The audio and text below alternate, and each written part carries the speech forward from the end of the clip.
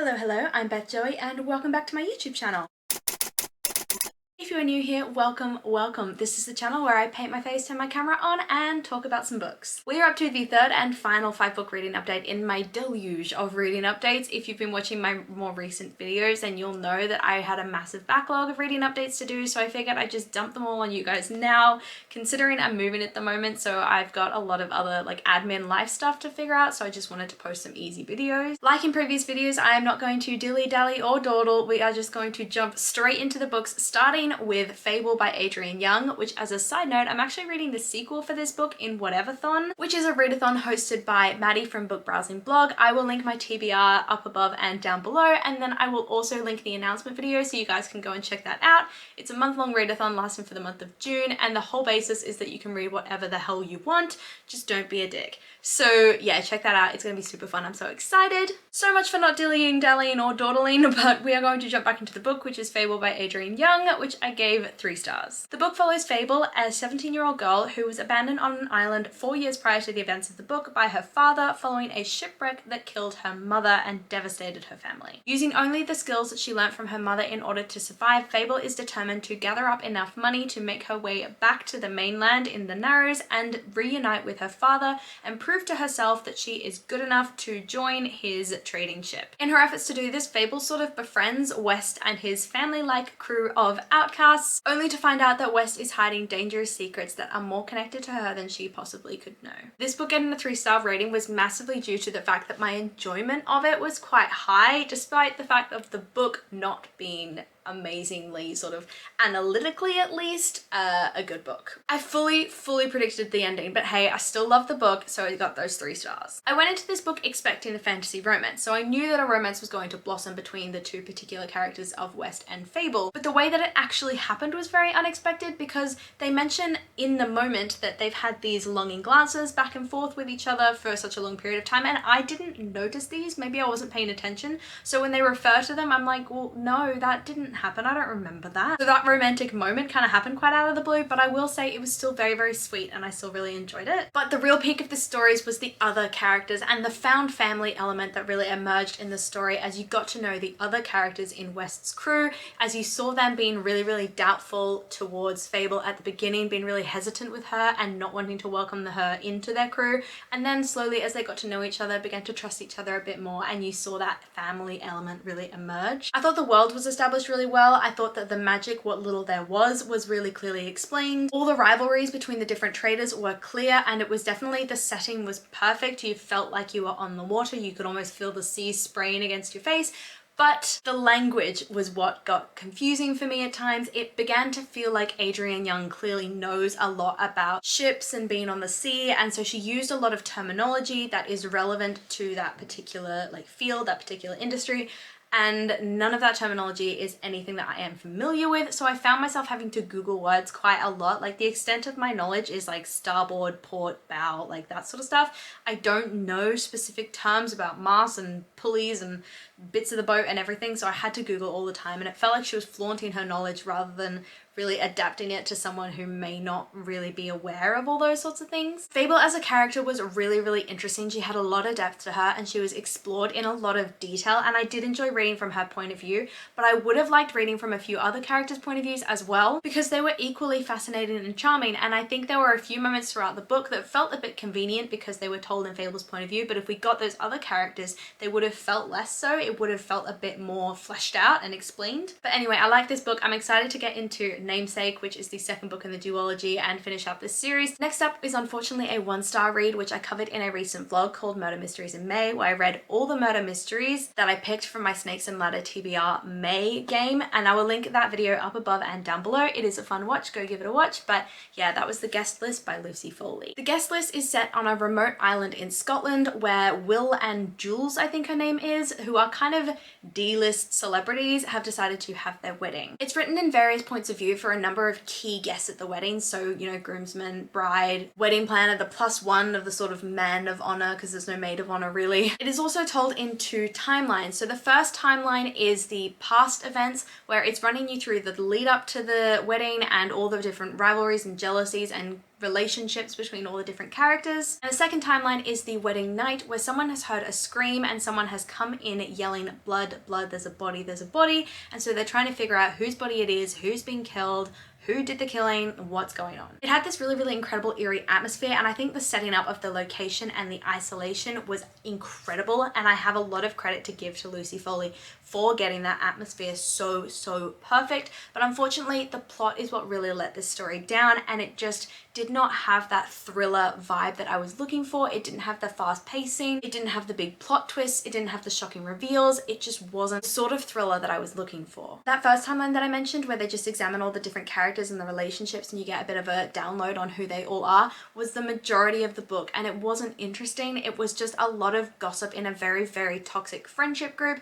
It was a lot of arguments between people that just didn't feel relevant to the overall plot, and once you found out who the murderer was, you realized they were not relevant at all to the overall plot. I thought the identity of the person who was murdered was very, very predictable from the beginning, whereas the identity of the murderer was literally the opposite of that, but in a bad way. Because in my mysteries, if you know anything about me, you know that I like it when you read a book and you get the reveal of who the murderer is, and then you look back and you go, oh my god, that totally makes sense. I see all those subtle hints that were dropped. Whereas this was the opposite situation, where you got the reveal of who the murderer was and you had no idea how they got to that point. I did like at the end the sort of rounded nature of the story, in that every character that you were reading the point of view from got the justice, I think, that they believed that they deserved in the end. And I like that it was set in two timelines, but I really, really wish we had have gotten more in that present day wedding night timeline, because that was the one where everything was happening. That was the one where there was a lot of tension, a lot of high stakes, and that tension was broken, unfortunately, every time we'd go into the past timeline, which was the majority of the book. So that was 1 star from me, but luckily we moved on to a very, very good book, which I loved, which was A Quiet Life in the Country by T.E. Kinsey. I gave this book 4 stars, and I am so excited to continue with the rest of the series,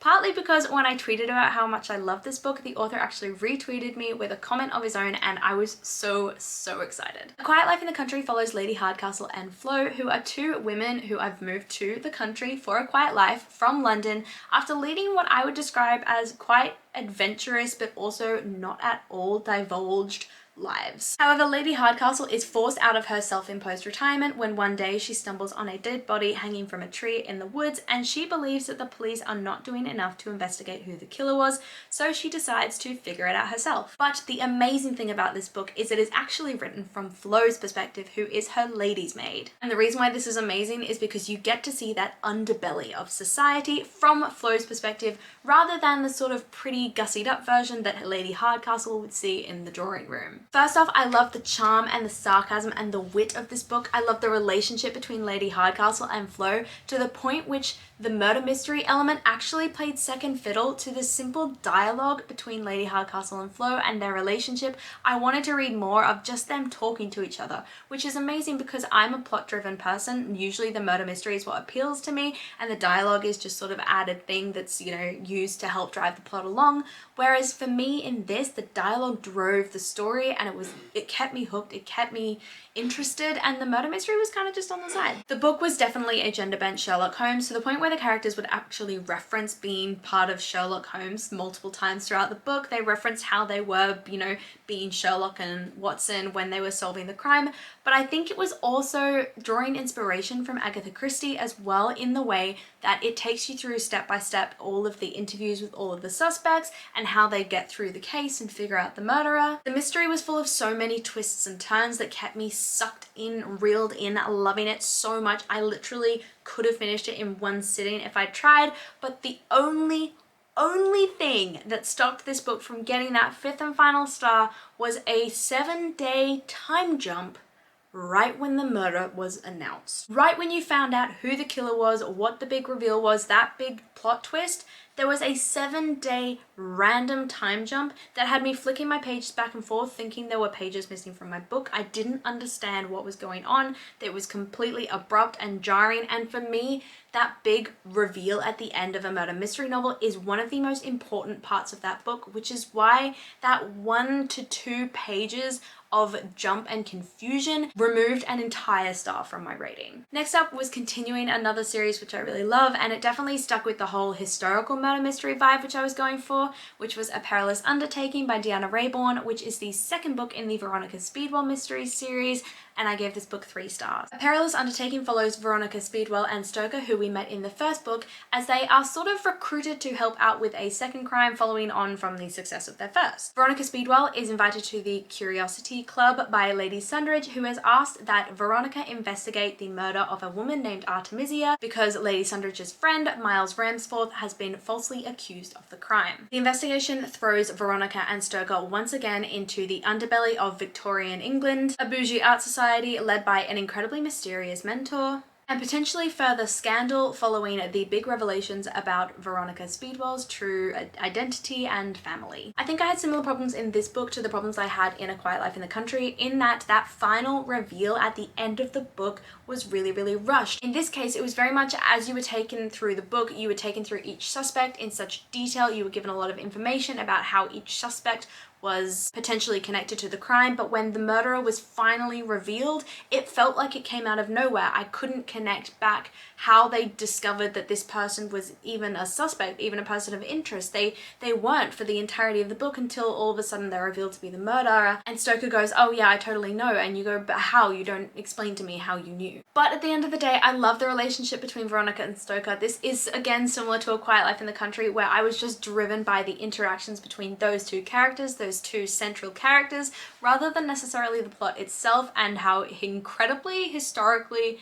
inaccurate it was. I love that you can kind of draw comparisons between Veronica, Stoker, and the family that they live with, and then the actual setting that they live in that everyone involved is sort of an outcast in society in their own way. So you never know what Veronica or Stoker or anyone is going to reveal next, is going to say next, and you never know what you're going to find in the property that they're living in. And whilst this book was historically inaccurate, I will say that I think the attitudes discussed at the time were rather authentic, especially as it related to everybody underestimating Veronica simply because she was a woman, even people that you're really supposed to like in the series. And then the last book in this video is Once There Were Wolves by Charlotte McConaughey, which I gave 3 stars. Once There Were Wolves, which is really hard to say, follows Inti Flynn and her sister Aggie as they move to the Scottish Islands with a pack of, I believe, 14 or so wolves in order to rewild the Scottish Highlands. However, when they and their group gets there, they're met with a lot of resistance from the local farmers in the area due to the obvious concern that the wolves will kill all the livestock. So Inti finds herself constantly fighting for these creatures that she's trying to protect. This situation is only exacerbated when she finds a dead body that looks to have been killed by a wolf, but she is determined to believe that it hasn't, and so she hides the body